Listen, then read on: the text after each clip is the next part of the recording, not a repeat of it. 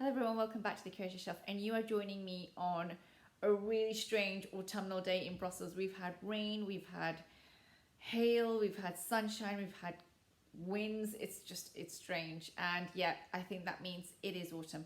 But it's good to see you all, and thank you for joining me for this week's midweek pop-up.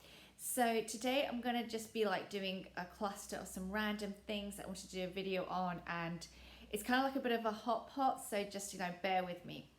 First of all, I want to say thanks to Anna from Astral Lady. She did a YouTube video lately on birds in the tarot deck, and I found it really interesting. And I kind of like just wrote to Anna saying, that it'd be interesting to do a VR, and she was like, yeah, do it. So yeah, one of the things that and I'm going to link her video below, that Anna talks about is the use of birds in the tarot deck. Now, she specifically draws upon, one of the examples she gives is the Thoth deck, and she talks about how we see the eagle in the Thoth deck, and how that is linked towards instead of having the phoenix, we have the eagle.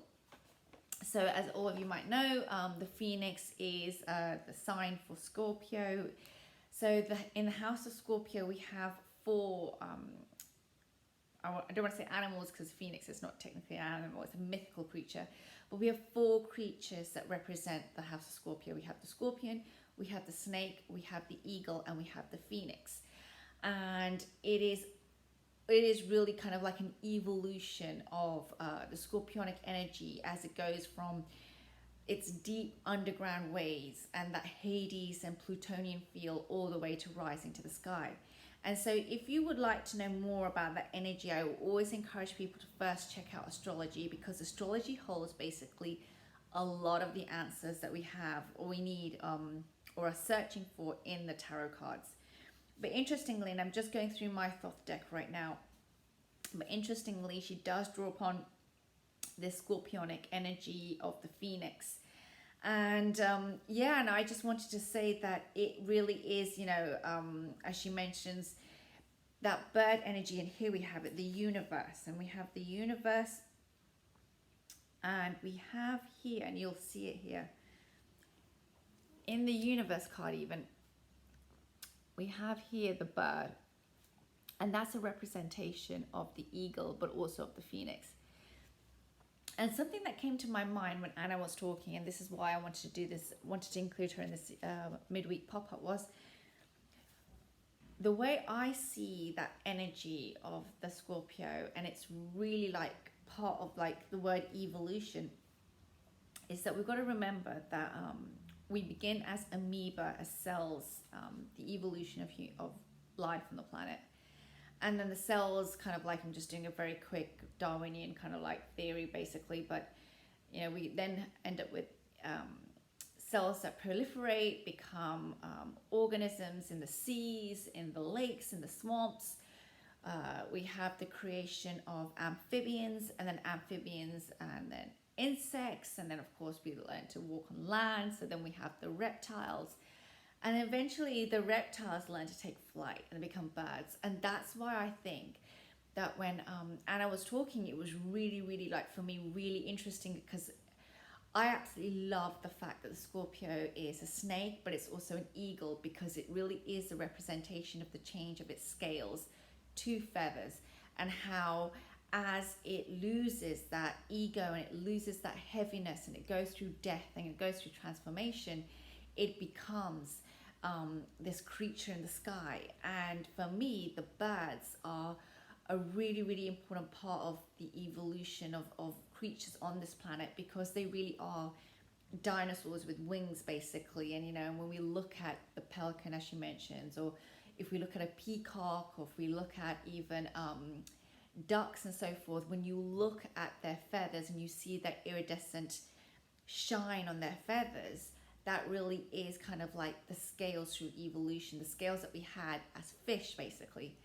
So for me, it is an absolute beautiful story, and I just wanted to mention that. And a lot of what I kind of like have learned is through mythology, through science, through history. And for me, the tarot cards, all those symbols are always like shining a light back to the story behind them. So I kind of like, that discussion that she's brought forward, it always also comes back to me where, I've said, if anybody's interested in the druid craft and the symbols, I love looking at a deck and literally going through each and every symbol and going back to its Greek mythology, its astrology, and also the science as well, and the general history of that symbol, and then the creature or the animal or the human or the history or whatever it's harking back to, basically. So yeah, Anna's video really fired me up, and I just wanted to touch upon it.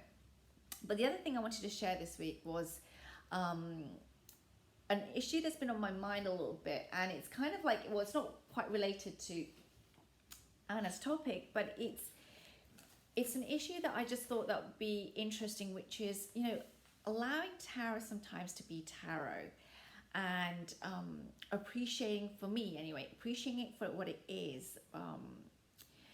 So for me, it's been really important in my journey to look at the cards as a tarot deck and this incredible journey of the Fool. And I know some people say that there's the major arcana, which is big events, and the minor arcana is day to day. I personally mix it all up because I believe that sometimes day to day events, when I look back, have been major events in my life.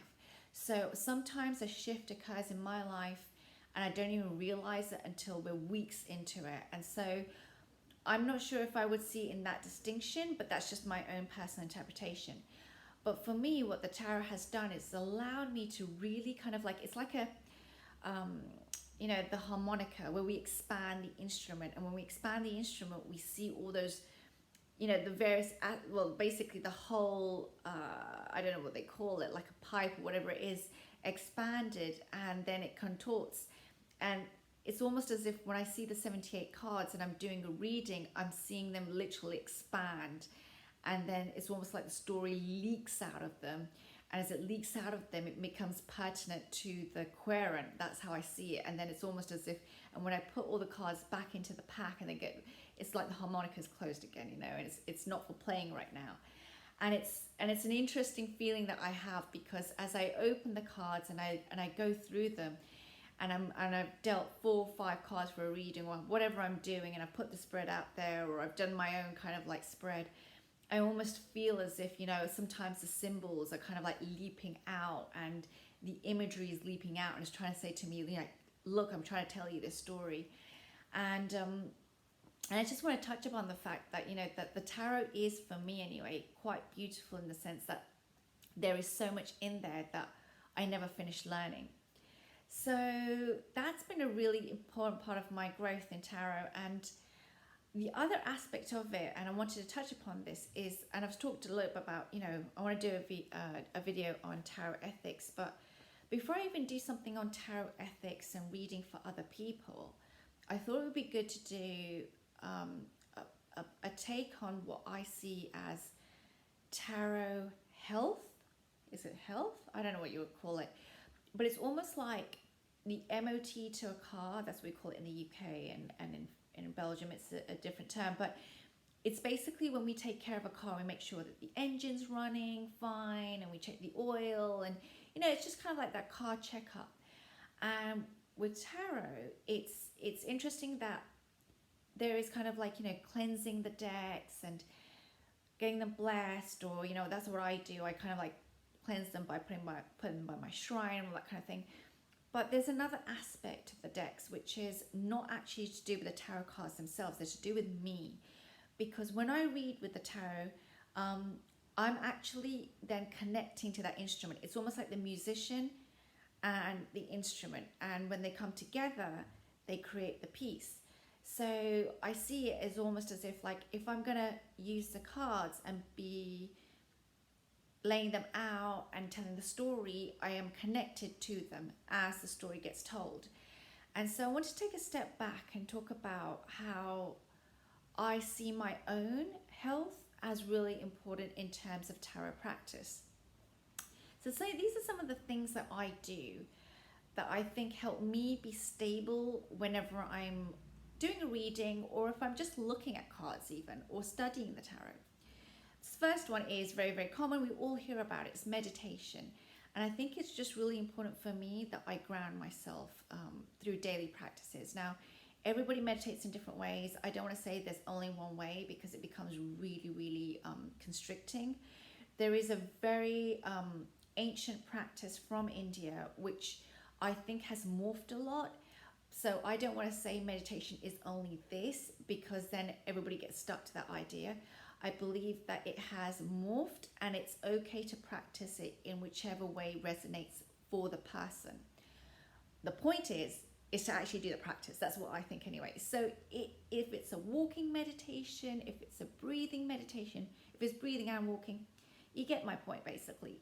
If it's a meditation 10 minutes before sleep, or just as you wake up, or whatever, or if it's even 5 minutes in the middle of a day, it's just a really important practice. And I think that in order for me to work well with the tarot, I need to actually do that meditation. And sometimes I don't want to do it. Honestly speaking, when I'm feeling good, I don't want to meditate. That's how I think. Like, I'm feeling great. Why would I want to meditate?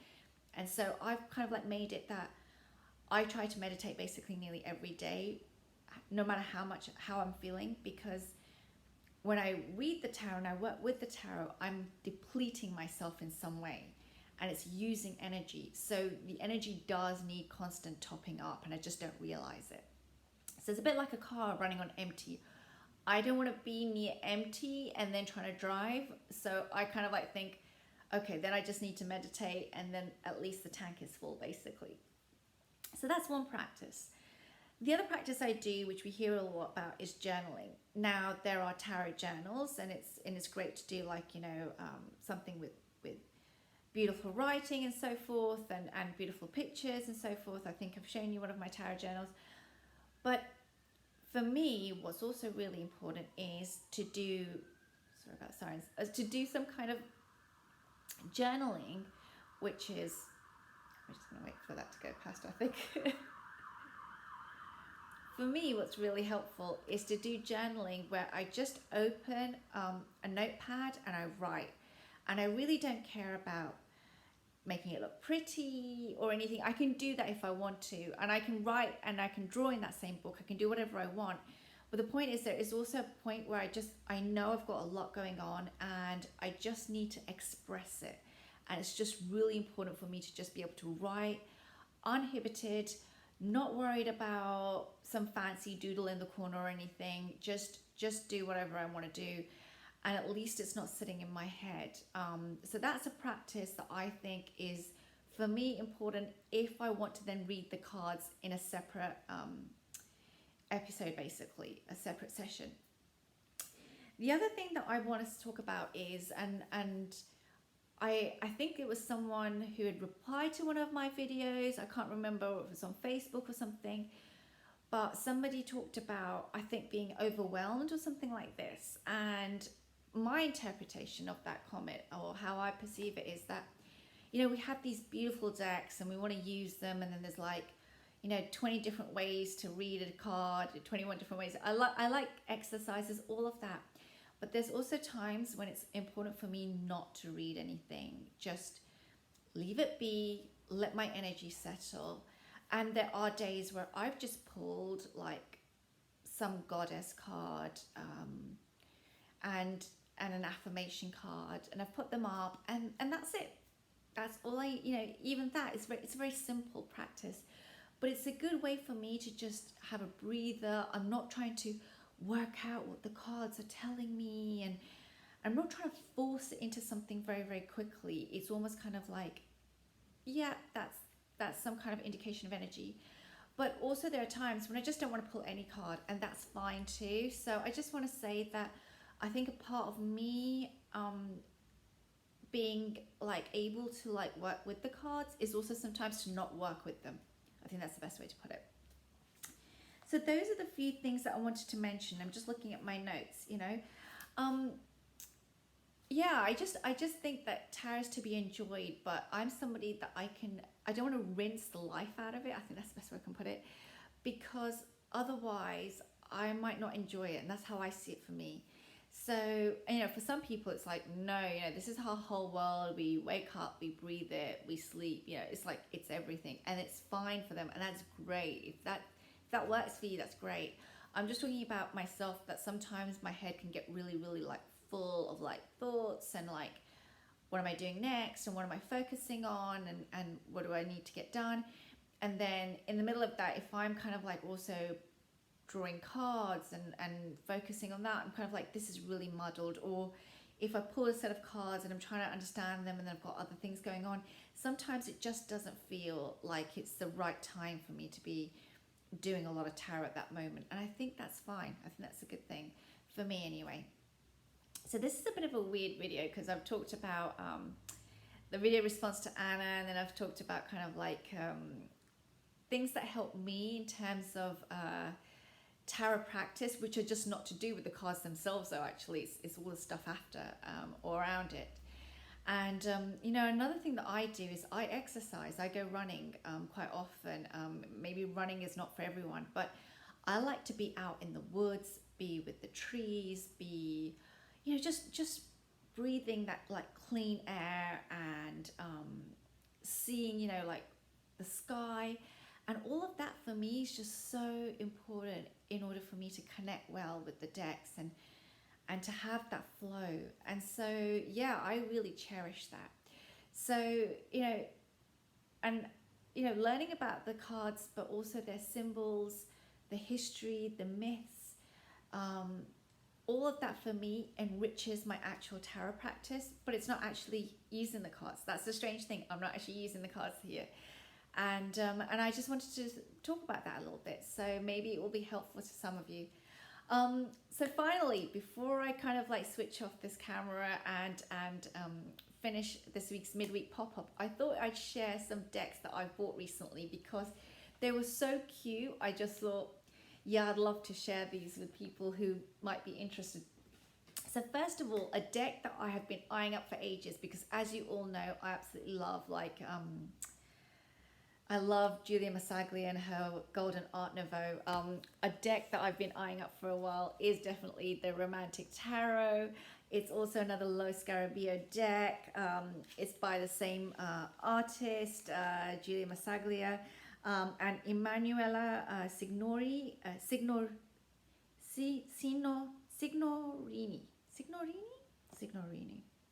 An Italian is going to be, oh my God, she's butchering it so much. Emanuela Signorini, and artwork by Julia Massaglia. Yeah, it's one of her decks. And yeah, now these are the backs. And I'd seen Kelly from The Truth and Story show this deck and do a walkthrough, and I just loved it. And then because, you know, I don't want to compulsively buy, I really sat on this for about 3 months, and then I was just like, no, I'm getting it now. So yeah, these are the backs. I mean, just look, they're so beautiful. And these are the cards. Now, these are beautiful. I don't know what she's used. Watercolors. These are beautiful watercolors. Each card is telling its own story. Sometimes it's kind of Rider-Waite-Smith, not specifically. So you kind of like have to just work with the cards if you want to use them. You just have to really sit with them and draw out the story oneself. So there is a bit of work needed if you want to work with this deck. But I absolutely adore the images. They capture me. They capture that Renaissance, that old world feeling. I'm transported in time. Of course, living here in Brussels as well, we have so much Art Nouveau. We have, you know, these kind of balconies and this kind of architecture is very normal for us here. Not always so pretty, but still. And so this deck is just very, very, I know it sounds strange, but really homely, because it's that Europe old world, and I live in old world Europe as well. So it's a deck that just really kind of like, yeah, it's very homely in a very strange way, I guess. It is homely, and it really reminds me of my 20s, which I know sounds strange, but it reminds me of when I was in my 20s, because you know, there's an exploration side, right, of life. And when I was in my 20s, that was really when my exploratory side came alive. And you know, coming to Europe and coming onto the continent, basically. And it's just a deck that really reminds me. I mean, we have these beautiful Ferris wheels as well here, you know, in our towns and cities. And it just reminds me of that young romantic time in my life. It's very nostalgic. That's the way I can put it. It's a very nostalgic deck for me. So yeah, I am really kind of like, I'm still trying to kind of like just absorb the deck, I guess. I'm not really working with it so much. I'm just more looking at the cards just looking at the illustrations and the depictions and just enjoying the art of it, I guess. So yeah, so this is the Romantic Tarot by I don't want to say the authors again. I think we've butchered that name enough, but it is a Lo Scarabeo deck, very very easy to find on Amazon or Book Depository. The other deck that I bought, and this is why I realized it would be good to show you all, is I bought the Tarot del Fuego. Now this is a deck that I bought also off Amazon. It's another Lo Scarabeo Fournier deck. I think it retails around, well, the Romantic Tarot was around 22, 23 euros. This is a bit less. This is around 17 or something like this. I can't remember. And it's slightly smaller in size. Oh, sorry about that noise. It's slightly smaller in size. But I had seen this deck, and I'd seen astrologers and tarot readers use this deck, but I picked it up a little bit slightly on a whim, and I am just, oh my God, I'm blown away by it. Look at the colors in this. I mean, it was the colors that made me think I might enjoy it, and I'm in love. I'm in love with this deck. It is like all my senses have come alive. Now, the artist is Ricardo Cavolo. I don't know how to pronounce his name. Ricardo Cavolo, and Spanish. He's contemporary. I believe he's still alive. And yeah, the colors are just, I mean, these are the backs, just show you.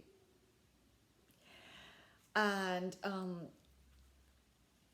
it follows a Rider-Waite-Smith, but it doesn't stick accurately always to it, just to be very careful. So sometimes you might see a card and think, it's the Eight of Pentacles, and it's not. So just got to be really clear on that you do need to look at really kind of like the key at the bottom, because yeah, they can be sometimes a little bit mischievous. I love this card. I love this card because it's so jarring, and the art is phenomenal. The whole art is just so beautiful. So yeah, I mean, it's a deck that has, I didn't think I would like a deck like this until I bought it. Basically, that's the best I can put it. It's almost like it was an impulse buy that was so necessary, because I didn't think I would like it as much as I have done. It's creepy, so if you want something for Halloween, I would definitely recommend something like this. It's not so dark. It's obviously very very flamboyant, wild colors, but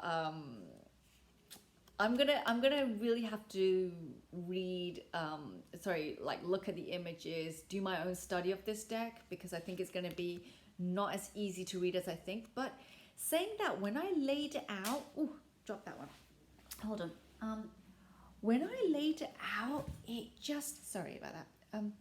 It just looked, I mean, the cards just laid out, read so well together. It was almost like they were talking to each other. It has a beautiful way of storytelling.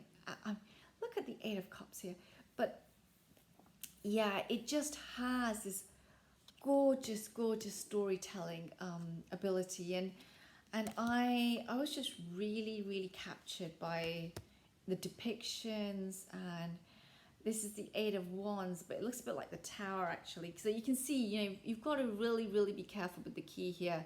But at the same time, hey, if somebody looks at this and they say, I see the Tower card, maybe that's the reading that you want to follow. Maybe that's what your intuition is giving you. So, I just think it's a deck that really opens up the mind. And I mean, I've just bought it a few days ago. So I just got it a few days ago. So I'm still kind of like learning to understand it, I guess. And maybe, I mean, this is not a review, this is just me and with my initial impressions, but I absolutely love this deck. And if anybody is like wondering, should I get it, I would recommend it. I think it's very much worth its value. Basically, it's a good deck to have. And then finally, the other deck I want to quickly show. And I've noticed after I bought all these, it was like I'm in a bit of a color mania by the looks of it. So I bought the Fairy Tarot. It's a US Games tarot deck by Natalie Hertz. And the Fairy Tarot you can also find on Amazon or Book Depository. Now, I'd seen this deck pop up, you know, when we've been looking at like whatever Book Depository, whatever, there's suggestions that come up. That's how I saw this deck. It come up as a suggestion, I think, somewhere. And these are the back. Now, I believe Natalie Hertz is a Parisian-born artist, and I don't know much about her. I haven't really read up, but the cards are just exquisite.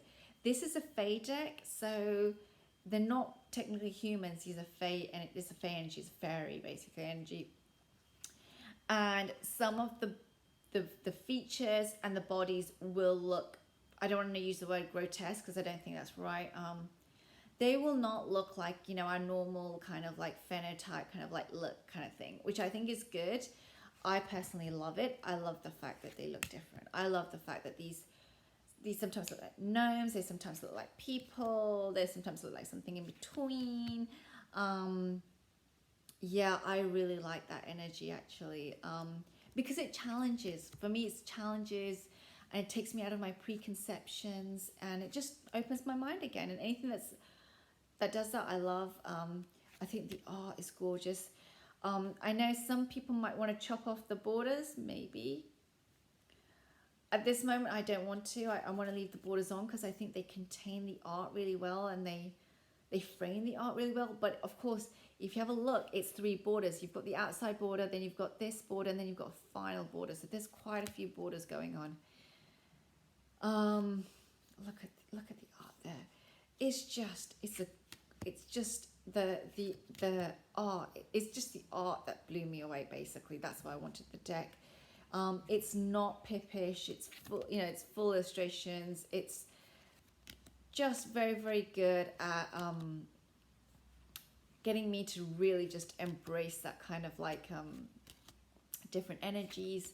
I need to shuffle these a bit better, maybe. Look at that Queen of Cups.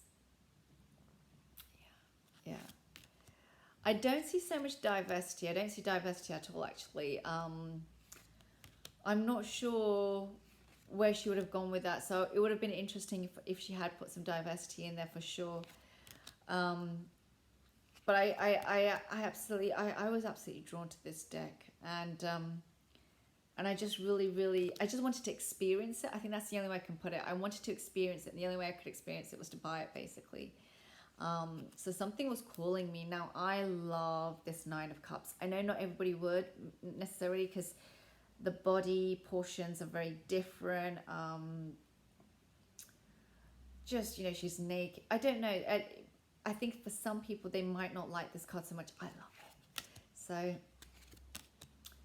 I think this deck is phenomenal. I think the art is beautiful. I'm so happy to have got it. And it's really brightly colored. So I think this is a deck I would definitely use more in the summer period rather than winter. But yeah, it'd been on my mind again for a while. I mean, this I love. This is my favorite card, I think, out of the whole deck, this 5 of Swords, because of that snow, that blizzard coming through. I can feel the cold. So yeah, it's a deck that's just really captivated me, I think. And I'm not sure if it's, I think it's officially still in print, but I don't see it available. Well, maybe it is highly available everywhere. I would recommend it. I would recommend it for sure. And I think that it would go with a lot of affirmation cards I have, and just that these pastels and these blues and these pinks. I think that I would easily find an oracle deck to go with it. So that's the Fairy Tarot by Natalie Hertz, and there's the actual official box by Natalie Hertz. And quickly, because I've seen now we're into 30 minutes, the final deck that I bought, which was also something that I was thinking of, was the Witch's Oracle. Now, I'm not going to spend too much time on this, but the reason why I picked up this deck and I wanted to show, because we're about to go towards Samhain, so I know that some people are considering, what witchy deck should I get? So I really, really recommend this deck. Now, this is a deck by Chico. I think that's how we say it, Chico. I want to get, no, maybe not actually, it's not Chico, sorry. Let me just get the name of the publishers first. Oh no, it's Edison Books Limited, it's not Chico, sorry, it's Edison Books Limited. And it's Sally Morningstar, who is the author, and illustrated by Danuta Meyer. So it comes with a full guidebook, which I'm not going to go into. You get kind of like basically the card and some text there. But the reason why I wanted to show this deck very quickly before I sign off is because the art is what drew me, and the fact that this deck will go with a lot of my pagan tarot decks, and it almost feels like, and I've already started to test this deck with a few of my tarot decks, and it almost feels like it fills like a hole in my collection. So I just thought I'd share it quickly. So these are some of the cards. Beautiful illustrations. I think that's pencil. I absolutely love the colors and the way the art has been done, because like I said, it's going to go with a lot of the decks I already have. And so it almost like it just slots into place. It's almost like a key where I can use so many tarot decks with this one oracle deck. I don't think it's the reason to necessarily buy it, but it just felt like, this would be fantastic in my collection. And I just really like the energy. And I also think this is a deck that is great for like now, Samhain, because we're going towards, that Halloween. But I think it would be great in the spring and the summer as well. It's like an all year round deck because the colors are just so vibrant. So yeah, this was kind of like another purchase that I've made recently, and I'm just absolutely loving it. And I thought I would bring it onto this channel here in case somebody is interested in buying it and they want to get a copy. So you've heard me ramble on a little bit, so it's a bit of a long midweek pop-up. I hope some of this has helped you in your journey, and I'll see you soon. Bye there.